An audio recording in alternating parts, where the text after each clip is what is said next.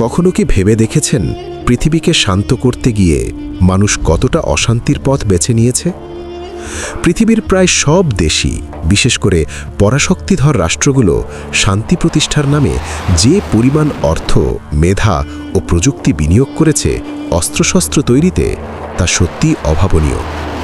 শত শত billion dollar ব্যয় হয়েছে যুদ্ধের প্রস্তুতিতে। মিসাইল, ড্রোন, যুদ্ধবিমান, ট্যাঙ্ক, সাবমেরিন, গোলাবারুদ, এমনকি পুরো পৃথিবী ধ্বংস করে দেওয়ার মতো ভয়াবহ নিউক্লিয়ার অস্ত্রও তৈরি করা হয়েছে।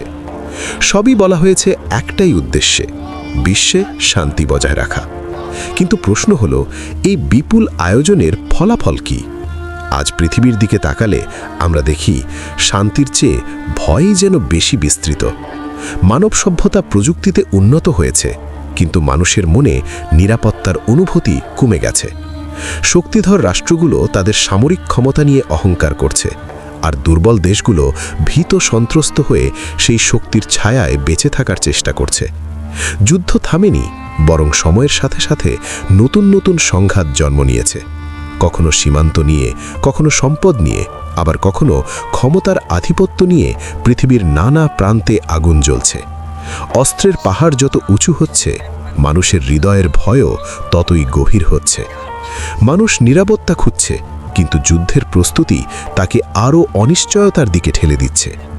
একবার কল্পনা করে দেখুন, এই বিপুল বিনিয়োগের সামান্য একটি অংশও যদি মানুষের কল্যাণে ব্যয় করা হতো, যদি সেই অর্থ দিয়ে গড়ে তোলা হতো উন্নত শিক্ষা ব্যবস্থা, যেখানে প্রতিটি শিশু জ্ঞানের আলো পেত, যদি নির্মাণ করা হতো নিরাপদ ও সম্মানজনক বাসস্থান, যেখানে মানুষ শান্তিতে বসবাস করতে পারত, যদি নিশ্চিত করা হতো ক্ষুধার্ত মানুষের খাদ্য, যাতে পৃথিবীতে কেউ আর অভুক্ত না থাকে, আর যদি উন্নত চিকিৎসা ব্যবস্থা পৌঁছে যেত সবার কাছে, যাতে দারিদ্র্যের কারণে কেউ চিকিৎসা থেকে বঞ্চিত না হয়, আর যদি সৃষ্টি করা হতো কর্মসংস্থানের সুযোগ, যাতে প্রতিটি মানুষ সম্মানের সাথে জীবনযাপন করতে পারে, তাহলে হয়তো আজ পৃথিবীর মানচিত্রে যুদ্ধের আগুন নয়, ছড়িয়ে পড়ত শান্তি, সহমর্মিতা ও মানবতার আলো।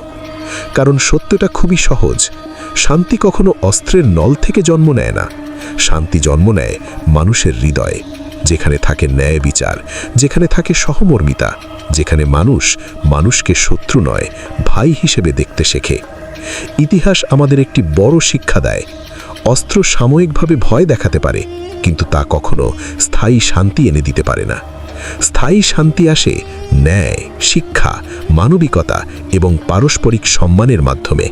তাই আজ সময় এসেছে নতুন করে ভাবার, আমরা কি এমন একটি পৃথিবী গড়তে চাই যেখানে প্রতিযোগিতা হবে ধ্বংসের অস্ত্রে, নাকি এমন একটি পৃথিবী যেখানে প্রতিযোগিতা হবে মানুষের কল্যাণে, জ্ঞান চর্চায় এবং মানবতার উন্নতিতে? কারণ শেষ পর্যন্ত ইতিহাস সাক্ষী থাকবে, অস্ত্র শক্তি দেখায়, কিন্তু মানবতা পৃথিবী বদলে দেয়। আর যে পৃথিবীতে মানবতার জয় হয়, সেই পৃথিবীতেই সত্যিকারের শান্তি প্রতিষ্ঠিত হয়।